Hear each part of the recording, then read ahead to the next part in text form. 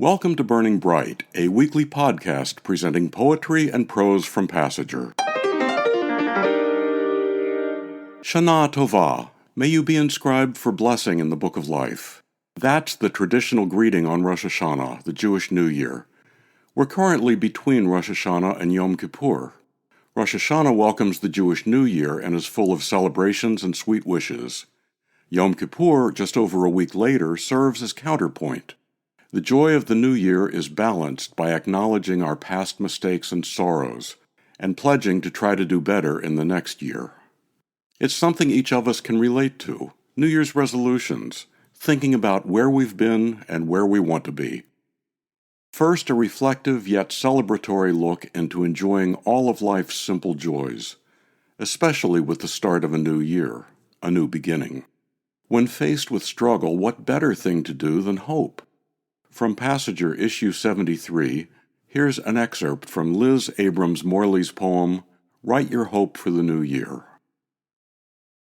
Write your hope for the new year, you say, and Dave says, it will be marginally better than the last, which, he admits, is like saying, slightly less evil than Hitler. But Corey says, a new moon as the new year opens could mean possibilities, which could go, given human nature and humans and nature, either way these days. And you may call me crazy writing letters to the editor when nobody reads newsprint anymore, or for yelling myself hoarse at the walls behind which my senator hides every mild or inclement Tuesday. I'll still knock on doors, ranting like Chicken Little when we all know the sky is ripped open, if not falling, and possibly it's all beyond repair. But listen, my grandson is teaching himself "Fly, Eagles, Fly" on his shiny new trumpet. An excerpt from Write Your Hope for the New Year by Liz Abrams-Morley. There was a line in the poem, Corey says a new moon as the new year opens could mean possibilities. By the way, Rosh Hashanah always occurs on a new moon. This next poem conveys the theme of Yom Kippur, of looking into and trying to reconcile the different parts of ourselves, acknowledging our faults and seeking improvement. Here's Amy White's poem about our internal contradictions, Low Down Joy. I can't trust myself, my ecstatic miseries, I say, as I cut the twine, embrace the flakes of virgin green. From the barn door thrown section by section down to the red cows, more Henry Moore than barnyard. Walking to the chickens, I ogle the blood-orange and purpling western sky, the cool autumn air, pure when there's no purity left. The chickens, so friendly, I have their corn and grit and mash. I clean their water and cluck at them. This beauty I perceive, deceptive, I ask? I am the deceiver, the ongoing griever, the drunk and unfaithful. This beauty, the stolid bovine, their gratitude for the new hay, the puffed-up, exploding, plum-flowered dusk, the newly nude tall trees readying for winter. It exists. Low Down Joy by Amy White, from Passager, issue 50.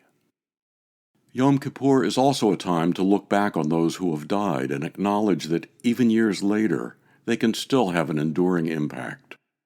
We'll end this edition of Burning Bright with a piece that reflects on those whose memories stay with us, and the acknowledgement that maybe they know us better than we know ourselves.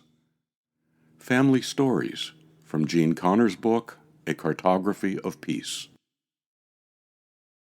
How easy the dead sit among us, clothed in a self apt and true. No need for denim, corduroy, or twill. Old jokes please them, new ones too.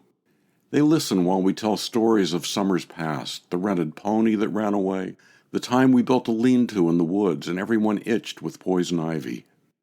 The dead are free to come or go, but we invite them. Their possessions float free too, as in a painting by Chagall, suffused in a warm and tender light, part love song, part folk tale, but real enough. Even now, my uncle's cuckoo clock, long since lost, is faithful to its task. Precisely on the hour, the cuckoo opens his little door, makes his proclamation, if I ask.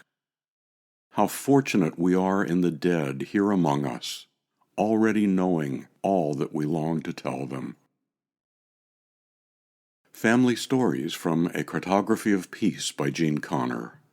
To buy Jean's book, A Cartography of Peace, or to subscribe to or learn more about Passager and its commitment to writers over 50, go to passagerbooks.com. You can download Burning Bright from Spotify, Apple and Google Podcasts, and various other podcast apps. Oberlin College intern Sarah Rubin wrote the script for this episode. For Kendra, Mary, Christine, Roseanne, and the rest of the Passager staff, I'm John Shore.